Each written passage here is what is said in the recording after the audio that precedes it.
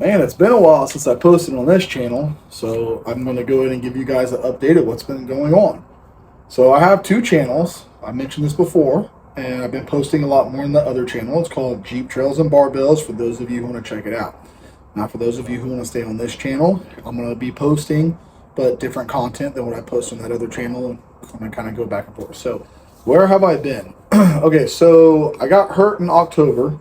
I hurt my knee real bad playing kickball with my kids, and that kind of discouraged me a little bit, made me a little depressed there. I kept working out and doing what I could do, but it definitely derailed my motivation and my drive, where it allowed me to start messing up on my diet some. And that allowed me to make a coping excuse to kind of like bulk, which was just basically me not wanting to be so hardcore on myself with my diet, because I'm like, well, if I can't train how I want to train, why am I going to eat this way if I can't lift the way that I want? Which is a terrible mindset to have. It's like, well, if you can't lift how you want to lift, you should double down on your dieting to get the most out of your diet, since you can't get the most out of your training. But it's kind of like a backwards way of thinking. Like, well, if I can't do one, I might as well not do the other.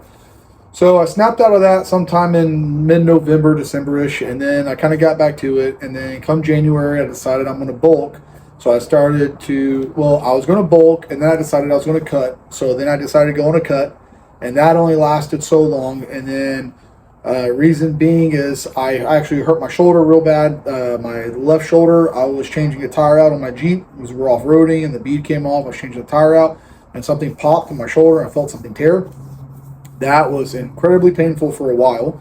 So I still don't have full range of motion. It's been 2 months. Still don't have full range of motion. Still hurts and still, kind of bothers me a whole lot. But I was still working out, still training, and then I was decided that I was just going to kind of free eat off the way I felt. And then I decided I'm going to do intermittent fasting. And then I did intermittent fasting. Then I was like, no, I'm going to do the anabolic diet. No, I'm going to do the carnivore diet. No, I'm going to stick to the basic bodybuilding diet. So I went through all this rush of emotions of what I should do. Should I train everything twice a week, once a week? Should I do drop sets, supersets? Should I do high volume, low volume, high intensity? Like everything in my mind was just going chaotic because the train has been derailed.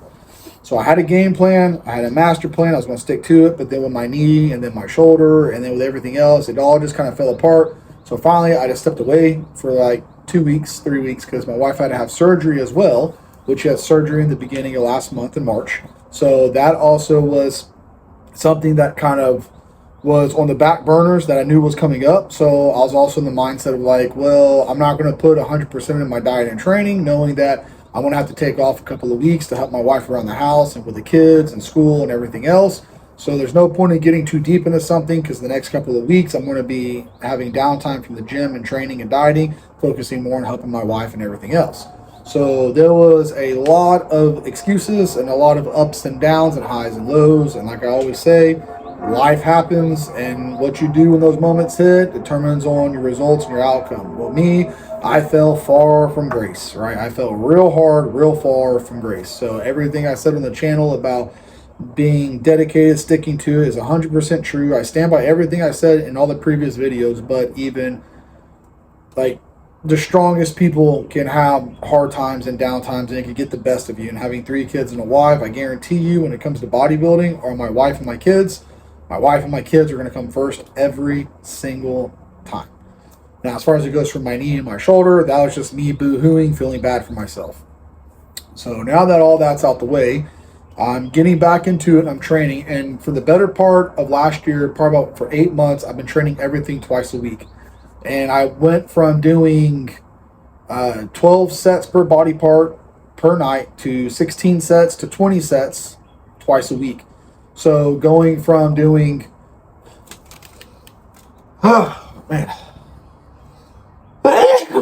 excuse me. There. So going from doing 8 sets to 12 to 16 to 20 sets, one night a week, twice a week, every body part twice a week. And I was doing 15 to 20 reps per set, and I was doing a whole lot of volume. Well, looking back at my results, I'm happy with what I got and what I did, but I'm just going to do something a little bit different this year. So last year, I started off in May 8th at 261 pounds by The end of July, I was 231. By the middle of October, I was 220. And then come December, I was back up to like 240.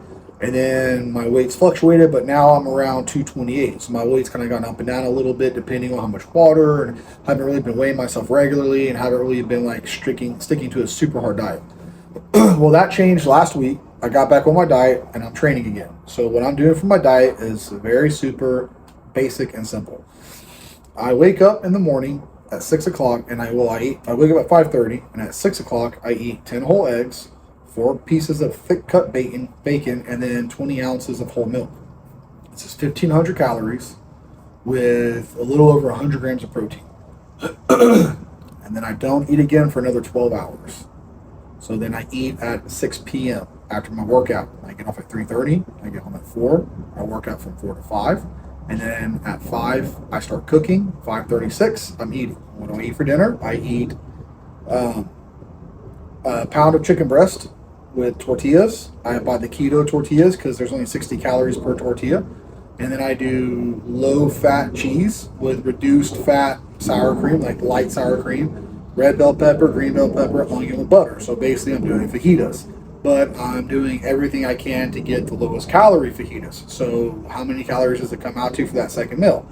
1,500 calories, just like breakfast. It's a little over 100 grams of protein.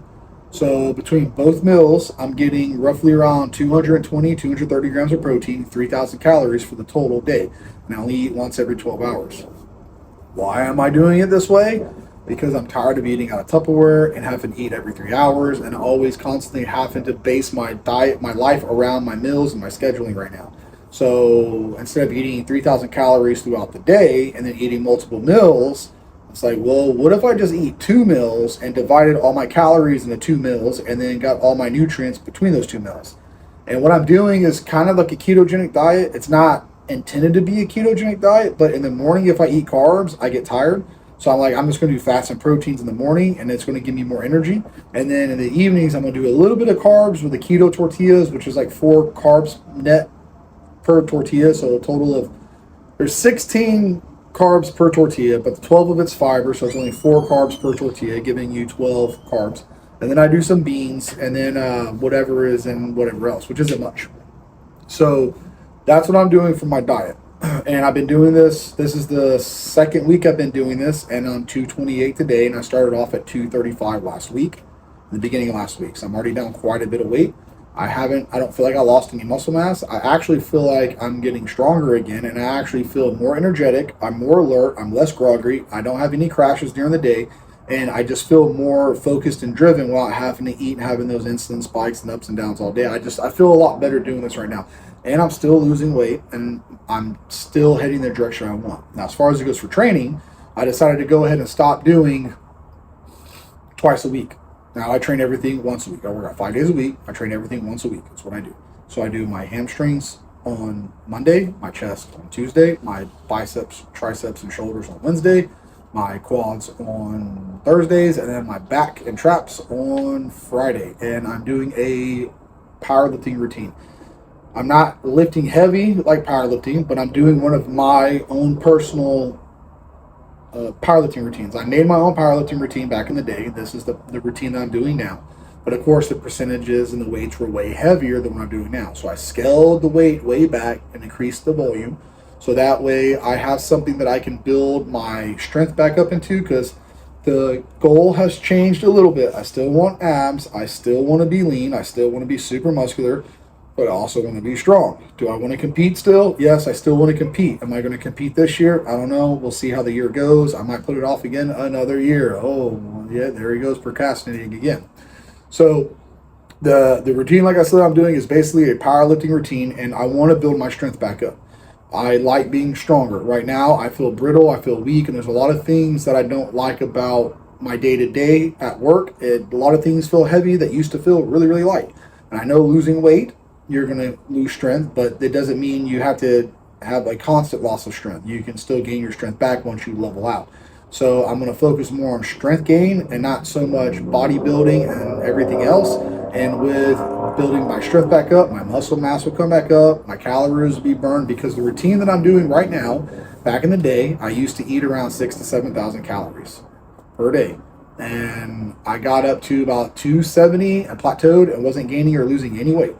And then I had to start eating 12,000 calories a day, and I got all the way up to 290, plateaued, and wasn't gaining any weight. So I know this diet, this routine that I'm doing right now burns a ton of calories. So the way I'm eating right now isn't going to be the way that I'm going to continuously eat. Eventually, I'm going to have to add in more meals and bring more calories in to be able to sustain this type of training and this type of like lifting. And as the weeks go on, it's going to evolve. And as it evolves, my training might change a little, my diet might change a little, and everything else. But like I said, I've tried to be transparent on this channel the whole time and not pretend like I'm better than everyone else or I'm better than other people. I give you my personal feelings, my input, my thoughts, my opinion. A lot of it's opinion based and personal experience.